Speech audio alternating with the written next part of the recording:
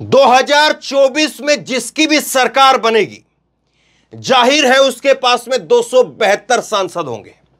272 सांसदों का आंकड़ा जिसके पास में होगा वो चुनाव भी जीत जाएगा, सरकार भी बना लेगा। भाजपा कहती कि इस बार 350 पार, हम 50 साल तक राज करेंगे, ये भाजपा कहती है। लेकिन भाजपा की हालत तो आप देखिए, एक एक सीट के लिए मोदी और अमित शाह तरस रहे हैं। एक एक सीट का लाले पड़े हुए हैं, एक एक सीट के लिए। और आप कहेंगे कि ऐसा कैसे है? महाराष्ट्र के अंदर जो कुछ हो रहा है, महाराष्ट्र के अंदर जो कुछ पिक्चर बन रही है, बिगड़ रही है, वो 2024 से सीधे उसके तार जुड़े हुए हैं। और अगर इस पिक्चर को समझना है तो 2024 को समझना है, 2024 को समझना है तो इस पिक्चर को समझना है। 48 सीटें हैं महाराष्ट्र के अंदर, और 48 सीटों में से तमाम सर्वे बीजेपी के या जिस किसी चैनल के सर्वे आए, उन्होंने बताया कि 48 में से 15 सीट आपकी नहीं आएंगी बीजेपी की। और इसीलिए जो एक कॉम्बिनेशन बना हुआ था कि देवेंद्र फडणवीस और एकनाथ शिंदे, एक कॉम्बिनेशन ये बना हुआ था बीजेपी का महाराष्ट्र के अंदर, और दूसरी तरफ शरद पवार है, उद्धव ठाकरे हैं और राहुल गांधी है, कांग्रेस पार्टी है। एक कॉम्बिनेशन बना हुआ था, चलता हुआ आ रहा था। लेकिन बीजेपी के पास में जितनी रिपोर्ट पहुंच रही थी, बीजेपी के पास में जितने सर्वे पहुंच रहे थे, किसी में भी भाजपा 15 का आंकड़ा 48 में से पार नहीं कर रही थी। एकनाथ शिंदे, वो बीजेपी समझ रही थी कि तुर्क का इक्का निकलेंगे, लेकिन वो तो अब जोकर तो खैर कह नहीं सकते हैं, लेकिन वो प्रभाव उनका रहा नहीं। देवेंद्र फडणवीस जो अपने आप में बड़ा चेहरा बीजेपी महाराष्ट्र का था, लेकिन आप डिप्टी सीएम और डिप्टी सीएम में से भी डिप्टी सीएम तो थे ही थे, अब डिप्टी सीएम भी 2 हो गए हैं। पहले तो एक सीएम एक डिप्टी सीएम, अब डिप्टी सीएम में से भी 2 कर दिए। तो क्या कहेंगे आप? और यहां पर जो अजीत पवार की जो एंट्री हुई है इस पिक्चर के अंदर, और ये जो खिचड़ी बनाई है, इस खिचड़ी में हालांकि कांग्रेस का चेहरा इसमें आपको नहीं दिखेगा, कांग्रेस के बारे में आपको अलग से बताऊंगा। अब सवाल यह है कि बीजेपी को 48 सीटें जो महाराष्ट्र के अंदर है, 48 में से जब 15 सीटें भी बीजेपी को नहीं मिल रही, तो बीजेपी सोच रही कि कैसे न कैसे करके इस आंकड़े को बढ़ाया जाए, और इसीलिए जो है वो यहां पर अजीत पवार की एंट्री हो जाती है। और अजीत पवार के भरोसे, मराठा चेहरे के भरोसे वो कोशिश कर रही है कि इसको निकाला जाए चुनाव को यहां से। अब सोचिए कैसे खेल हो रहा है। अब आपको लगता है कि अजीत पवार इतने ताकतवर हैं, ये हैं अजीत पवार साहब, ये अजीत पवार इतने ताकतवर हैं, ये प्रफुल्ल पटेल भी अजीत पवार के साथ चले गए, और ये यहां पर है शरद पवार। आपको लगता है कि शरद पवार इतने कमजोर हो गए हैं और अजीत पवार इतने ताकतवर है, बीजेपी को लगता है कि वो अकेले वोट निकलवा ले जाएं। 84 साल की उम्र है इनकी, 84 साल, और 84 साल का आदमी, 84 साल का बूढ़ा बुजुर्ग जब वो सड़कों पर चलेगा, और शरद पवार जो है उनको आप ऐसे ही मत मानिए। पिछला विधानसभा चुनाव उठा करके देखिए और तस्वीर याद करिए शरद पवार की, सतारा के अंदर किस तरह से 2 घंटे तक वो बारिश के अंदर खड़े रहे, भाषण दिया बारिश में खड़े होकर के। राहुल गांधी की तो तस्वीर अब आई है, शरद पवार की तस्वीर पहले आ चुकी है। शरद पवार वो नेता है जो खड़े हो जाते हैं तो खड़े हो जाते हैं, और ऐलान भी कर दिया है। तो शरद पवार ने पिछली खबरों में मैंने आपको बताया कि 1980 की तरह से पार्टी को दोबारा से खड़े कर देंगे। अब सवाल 2 है।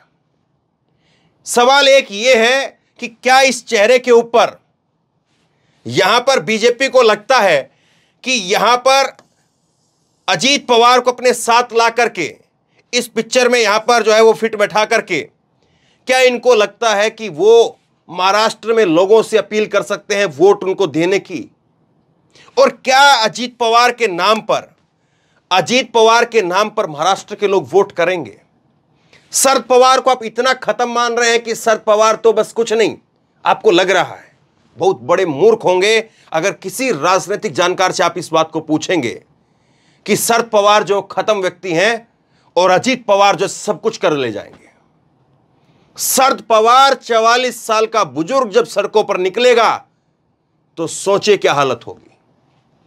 सोचिए किस तरह की तस्वीर होगी और मराठा उसको किस तरह से देखेंगे, किस तरह से मराठा अस्मिता के साथ में, शरद पवार की अस्मिता के साथ में उसको जोड़ करके दिखाया जाएगा। अभी तो आप कुछ भी कर लीजिए, हालांकि अभी भी बहुत कुछ बाकी है। आज एक मीटिंग चल रही है, उस मीटिंग में जो फैसला आएगा वो भी मैं आपको आगे बताऊंगा। एक मीटिंग चल रही है, 11 बजे ही शरद पवार ने बैठक बुलाई है और 11 बजे ही इन्होंने भी बैठक बुलाई है। दोनों की बैठक 11-11 बजे है। इस बैठक में कौन किधर जाएगा, हालांकि इस बैठक में जो जिधर जाता है वो उस तरफ ही माना जाएगा, ये अभी इसमें भी संशय है, इसमें भी डाउट है। लेकिन बीजेपी जो है वो उसको समझिए जरा, नरेंद्र मोदी और अमित शाह, ये दोनों चेहरे जो कहते हैं कि सीटों की कमी नहीं है, मुद्दों की कमी नहीं है, राम मंदिर है, 370 है, 3 तलाक है, अब कॉमन सिविल कोड ले आएंगे, यूसीसी हम लेकर के आ रहे हैं, तो मुद्दों की तो कमी नहीं है। और मोदी की छवि है, बीजेपी का कार्यकर्ता है, आरएसएस का कैडर है, सब कुछ तो है आपके पास में, फिर क्यों आखिरकार जो है ये जोड़ तोड़ की राजनीति? वो इसलिए कि सब कुछ होते हुए भी इनके जो नंबर है वो 15 से ऊपर नहीं है। 48 में से 15 नंबर नहीं आ रहे इनके, 15 सांसद नहीं आ रहे हैं, और इसलिए इनको लग रहा है कि कैसे भी करके लेकर के चलो, लेकिन उल्टी गलती कर रहे हैं। यहां पर जो है एकनाथ शिंदे को लेकर के गए तो यहां पर उद्धव ठाकरे को मजबूत कर दिया। उद्धव ठाकरे एक ऐसा चेहरा, सॉफ्ट सा चेहरा, राजनीति में खुर्राट चेहरा नहीं जिसको कहेंगे। एक होता है खुर्राट नेता जो डांट करके डपट करके जैसे तैसे भी करके लाइन में कर देता है नेताओं को, वो खुर्राट नेता नहीं थे, और ना अभी भी जो है वो खुर्राटपन इनके अंदर देखा गया है, ये उद्धव ठाकरे के अंदर। लेकिन जैसे ये यहां से निकले, वो सॉफ्ट चेहरा भी इतना मजबूत सा चेहरा जो है वो दिखने लगा, और सिंपैथी वोटर जो है वो, क्योंकि एक सीट में आपको बताता हूं, पुणे के अंदर जहां पर बीजेपी का गढ़ है, वहां पर पुणे की कस्बा सीट है विधानसभा, और उसमें भी बीजेपी अपने गढ़ में होते हुए हार गई, क्योंकि उद्धव ठाकरे का फैक्टर था। अब इन्होंने दूसरी गलती कर दी अजीत पवार के नाम पर। शरद पवार को, जिसको लोग मान रहे थे कि चलिए ठीक है, उम्र हो गई है, अब ठीक है, उनकी विदाई भी हो गई है, लोगों की जो यादाश्त है उसमें से शरद पवार का जो चेहरा है वो धुंधला धुंधला पुराना हो रहा था। लेकिन इन्होंने गलती कर दी, इन्होंने उसको चेहरे को बड़ा बना दिया है। जिस 84 साल के बुजुर्ग को लोग भूलना चाह रहे थे, या लोग भूल रहे थे, या लोगों की जहन से वो जो शरद पवार की जो तस्वीरें हैं, यादें हैं, वो धुंधला पड़ रही थी, वो अचानक से जो है वो बीजेपी की वजह से आज मजबूत हो गई है। और आपको लगता है कि यही सोचने वाली बात है, और इसीलिए फोटो को जो है मैंने लिया है।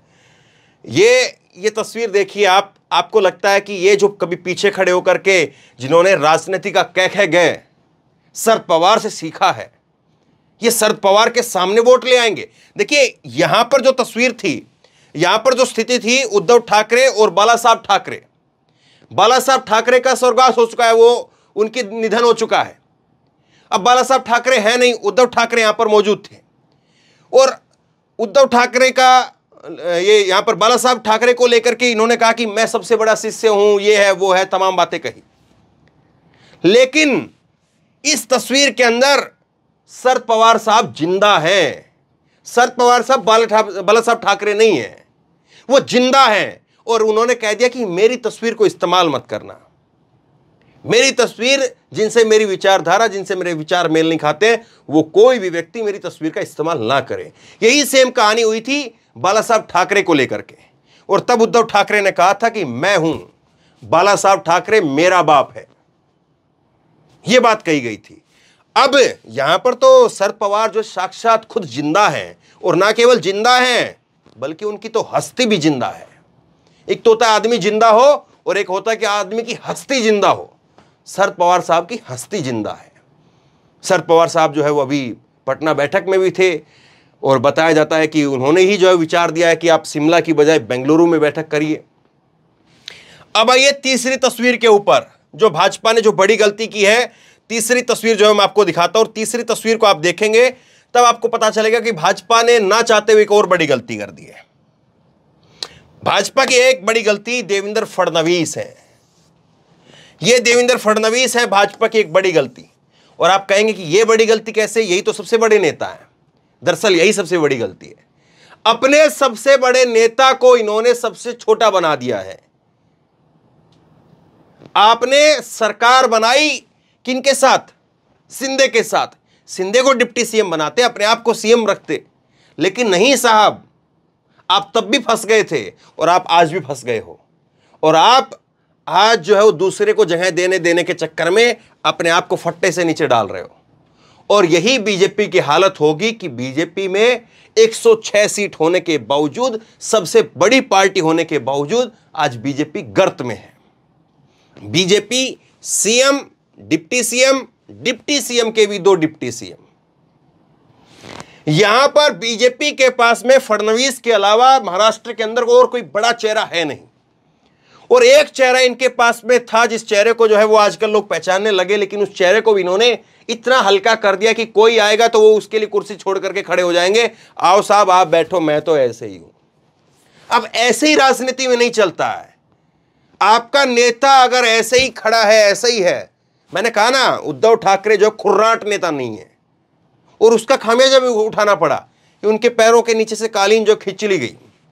राजनीति जो है वो इतनी सीधी भी नहीं है कि आप बड़े भोले बने रहें और ठीक है लोग आपको सलाम करे जाएंगे और लोग जो है वो आपके साथ जुड़ते चले जाएंगे। राजनीति में कब कौन किस तरफ से कान जो है काट ले जाए पता नहीं चलता है। राजनीति के अंदर दबंगई भी दिखानी पड़ती है, दरियादिली भी दिखानी पड़ती है, लेकिन दरियादिली इतनी दिखा दी जाए कि आपको कोई दबंग मानने से इनकार कर दे। वो स्थिति आज जो है वो यहां पर देवेंद्र फडणवीस के साथ हो रही है। देवेंद्र फडणवीस बीजेपी का एकमात्र ऐसा चेहरा जिस चेहरे को आज नंबर 3 की हैसियत पर मौजूदा समय में, सरकार के वक्त में बात कर रहा हूं, और जब चुनाव होंगे तब तो पता नहीं नंबर 5 पर रहे, नंबर 7 पर रहे। फिर उस वक्त में तो जो है वो हो सकता है कि उद्धव ठाकरे जो है सबसे बड़े नेता हो जाए। उद्धव ठाकरे के बाद शरद पवार जो है वो, उनकी पार्टी सबसे ज्यादा नंबर के साथ आ जाए।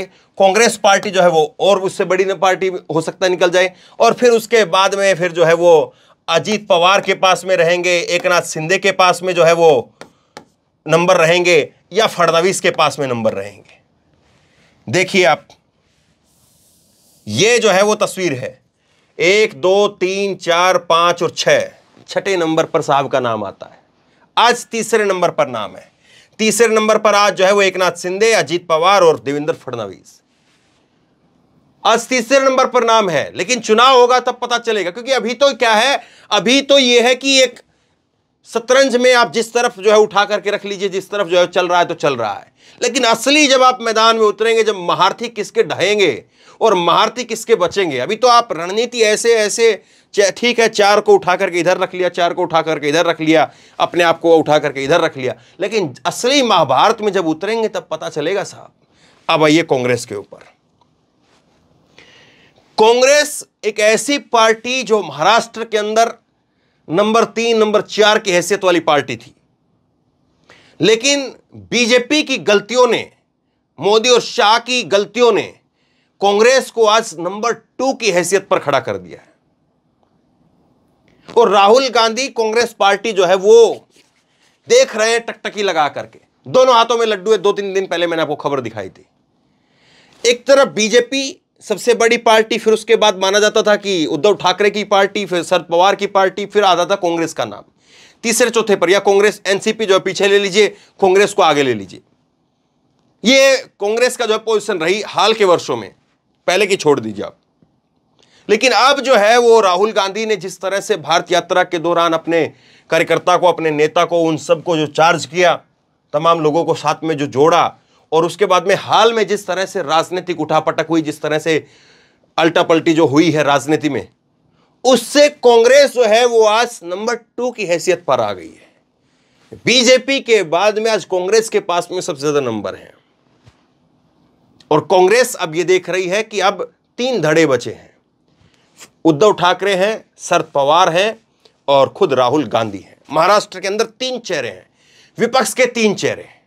उस तरफ भी 3 चेहरे हैं, एकनाथ शिंदे हैं, देवेंद्र फडणवीस हैं और अजीत पवार हैं।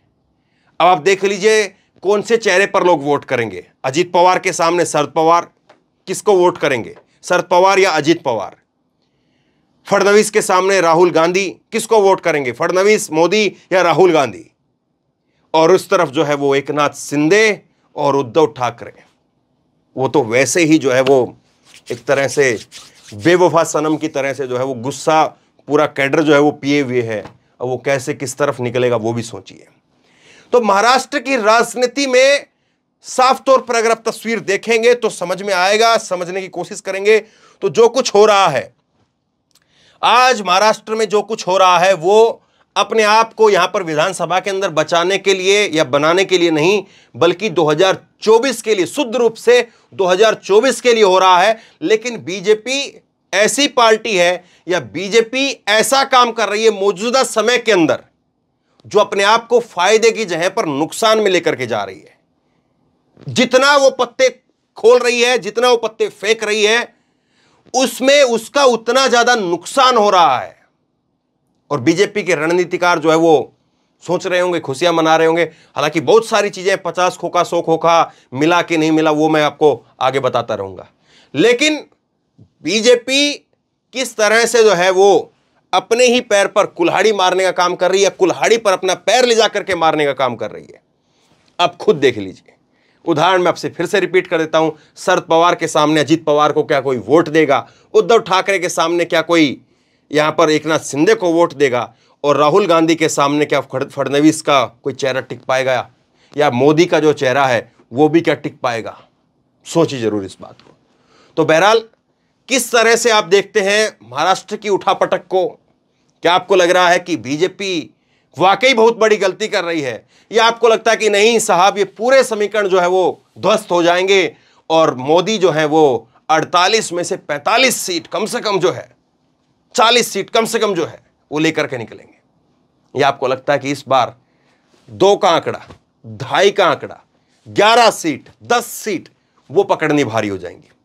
आप बताइए, आप क्या सोचते हैं? नीचे कमेंट बॉक्स में अपनी राय जरूर दें। इस वीडियो को खूब शेयर करें और इसी तरह की तमाम खबरों के लिए ऑनलाइन न्यूज इंडिया को सब्सक्राइब करें। साथ में जो बेल आइकन है, घंटे, उसको जरूर दबाएं ताकि जैसी कोई खबर अपलोड करें उसकी नोटिफिकेशन सीधे सबसे पहले आपको मिल सके। धन्यवाद।